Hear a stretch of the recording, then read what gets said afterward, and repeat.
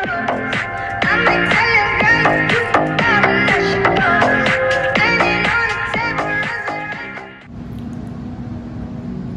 अपनी मौत से कोई बशर नहीं, सामान 100 बरस का बल्कि खबर नहीं। अस्सलाम वालेकुम व्यूअर्स, मैं हूं आपका दोस्त Awais Siddiqui. Welcome to my YouTube channel एवीज़ रील। दोस्तों, आज की इस वीडियो में मैं आपसे जिस बारे में बात करना चाहूँगा वो है मेंटल हेल्थ।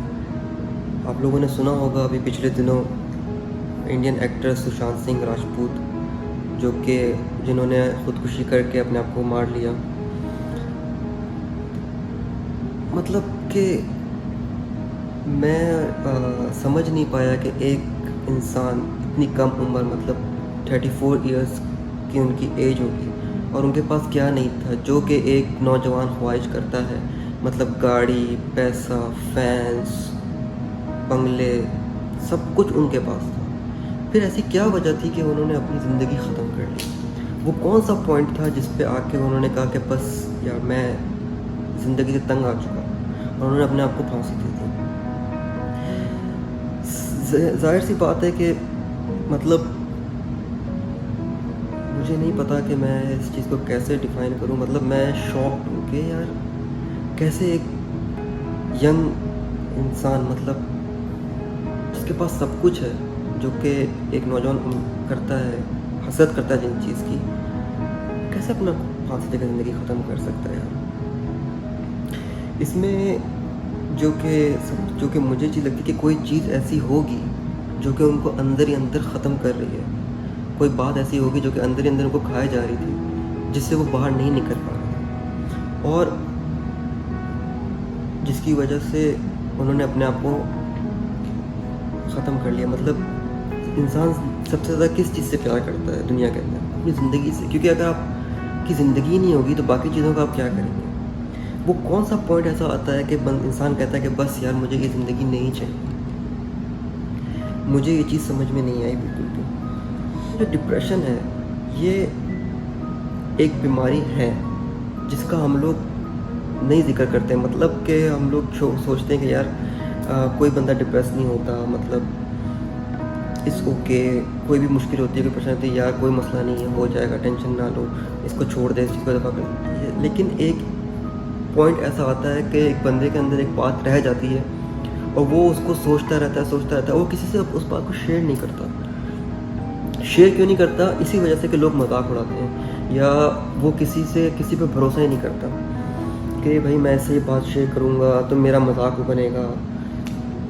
ऐसा नहीं होना चाहिए। मतलब इंसान के अंदर जो है वो इतनी हिम्मत होनी चाहिए कि वो अपनी बात जो है, हिम्मत के साथ साथ उसके पास कोई इस तरह का इंसान भी होना चाहिए जिससे वो अपनी बात शेयर कर सके। मतलब उसको कोई ऐसा बंदा किसी के साथ होना चाहिए लास्ट में।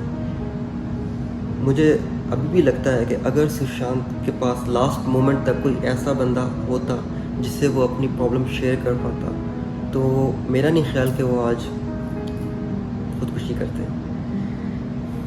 इतना अच्छा एक्टर, इतनी अच्छी उसकी फिल्में, मतलब काय पूछे, पीके, धोनी, MS धोनी, बहुत अच्छी फिल्मों में उन्होंने एक्टिंग की। और डिप्रेशन के बारे में मैं यही बताना चाहूँगा कि डिप्रेशन बीमारी होती है।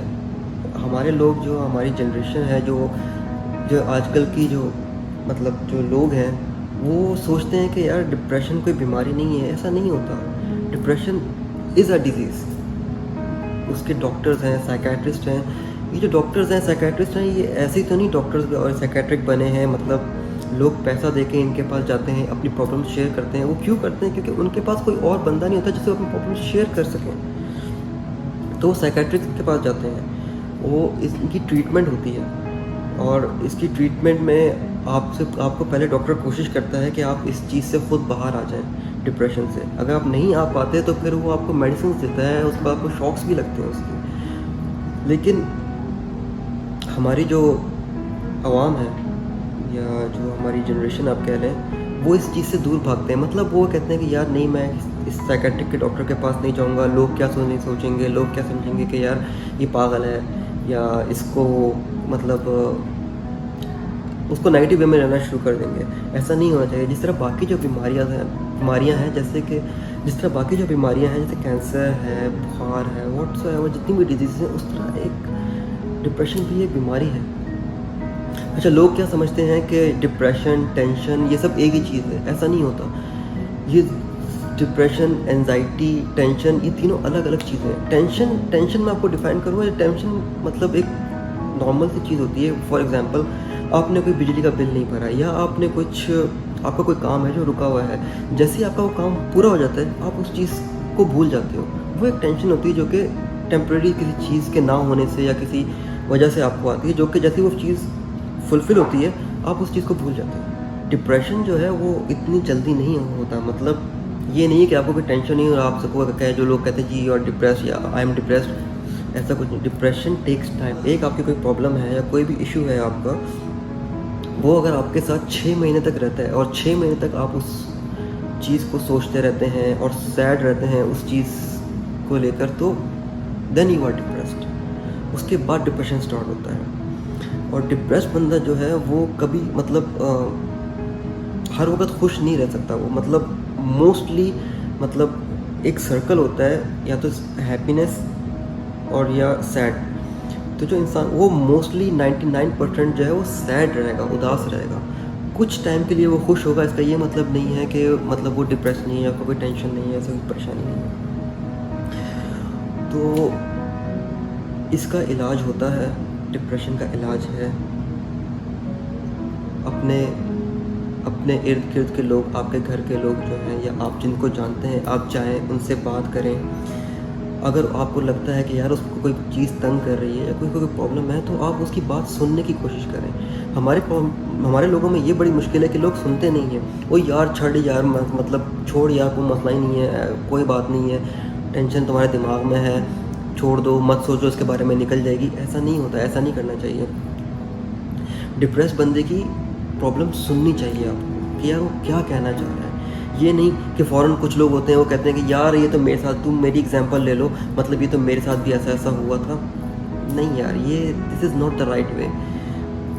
आपको उस बंदे के पास जाना चाहिए, उससे पूछना चाहिए कि यार तुम्हारी प्रॉब्लम क्या है, उसकी प्रॉब्लम सुने और फिर उसको हो सके जितना तो आप उसको उस चीज़ से बाहर लाने की कोशिश करें। और अगर आप नहीं कर सकते तो उसको काइंडली किसी साइकेट्रिस्ट का या किसी डॉक्टर का रिव्यू कराएं उसको। कि ये मत सोचें कि यार ये डॉक्टर के पास जाएगा शायद ये तो पागल है, इस तरह की प्लीज़ ऐसी चीज़ें मत सोचें। तो जिस तरह आप अपनी बॉडी का ख्याल करते हैं, जिम वगैरह जाते हैं, अपनी फ़िज़िकल स्ट्रेंथ पे आप फोकस करते हैं, उसके लिए आपके पास हेल्थ सेंटर्स हैं, इसी तरीके से डिप्रेशन के बारे में भी आपको सोचना चाहिए। कि जो डॉक्टर्स वगैरह होते हैं, अगर आपके ऊपर डिप्रेशन है या कोई इस तरह की बात है, तो आपको उसको क्लियर करना चाहिए, उसका इलाज करना चाहिए।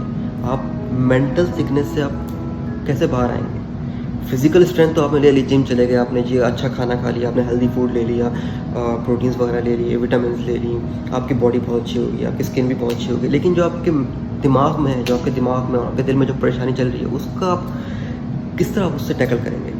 तो उसके लिए यही है कि आप डॉक्टर्स के पास जाएँ या अपने किसी ऐसे दोस्त के पास जाएँ जो कि आपकी बात सुने, जो कि आपको समझ सके।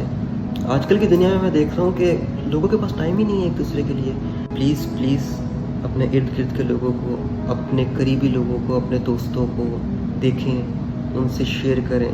अगर आपको कोई टेंशन है, कोई परेशानी है, तो आप उनसे शेयर करें। और अगर आपको लगता है कि यार वो किसी प्रॉब्लम में है, तो उसकी बात काइंडली सुने। और अगर वो कुछ ज़्यादा ही उस टेंशन में है या उस प्रॉब्लम में है, वो उससे ओवरकम नहीं कर पा रहा, तो प्लीज़ उसको किसी डॉक्टर के पास लेके जाएं, उसका इलाज कराएं। उसको ये ताने मत दें कि यार तुम पागल हो या तुम ये किस तरह की बातें सोच रहे हो, इसको छोड़ दो, इसको सीरियसली लो। आई होप मेरी इस वीडियो से आप लोगों को कुछ इन्फॉर्मेशन मिली होगी, और अगर नहीं मिली तो मैं जो मेरे दिल में था बहरहाल मैंने आप लोगों से शेयर किया। अपना बहुत ख्याल रखें और अपने लोगों का भी ख्याल रखें, अपनी फैमिली का ख्याल रखें।